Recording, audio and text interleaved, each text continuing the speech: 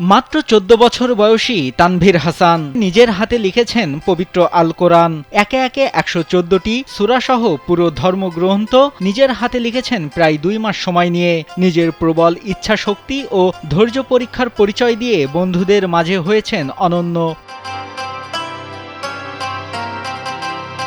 কোরআন শরীফ লিখতে তানভীর ব্যবহার করেছেন ২৮টি কলম, ভুল সংশোধনের জন্য ৪টি ফুয়েট কলম, যা দেখে বোঝার উপায় নেই এটি প্রিন্ট নাকি হাতের লেখা। তানভীর জানান, মাদ্রাসায় থাকতে কোরআন লেখা শুরু করেন। হঠাৎ বন্যায় মাদ্রাসা বন্ধ হয়ে গেলে বাড়ি এসেও লিখতে থাকেন।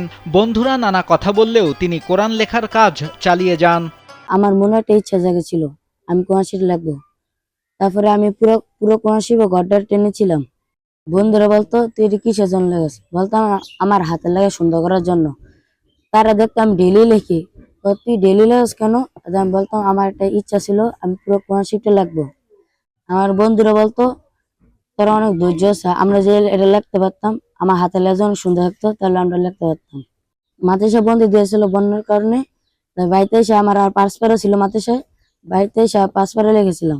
মাদ্রাসায় ফজর পর থেকে সকাল 8টা পর্যন্ত লেখা শুরু করছিলাম। ক্লাস টাইম বাদ দিয়ে জোহরের পরে খানার পরে ঘুমের পরে আসর পর্যন্ত লিখতাম। ঘুম না ঘুমে আসর পর্যন্ত লিখতাম। কুমিল্লার দাউদকান্দি উপজেলার চরচারিপাড়া গ্রামের প্রাক্তন ওয়ার্ড মেম্বার মোহাম্মদ আলাউদ্দিনের ছেলে তানভীর হাসান এত অল্প বয়সে পবিত্র কোরআন শরীফ লেখায় মুগ্ধ তার পরিবারের সদস্যরা। আমার ছেলে নিজের ইচ্ছাকৃতভাবে নিজেই মনে করেন যে পড়ালেখার জন্য আগ্রহ, যে আমরা বাপ মা হিসেবে গার্জেন হিসেবে বলবো তা না, মানে হ্যাঁ ডাহে মাশাআল্লাহ খুবই লেখাপড়ার জন্য আগ্রহ। এটি আমি আনন্দিত যে আসলে আমার ছেলে নিজের ইচ্ছাকৃতভাবে সবকিছু করে, বা আমরা বলন লাগে না, এর চেয়ে আর কি বলবো।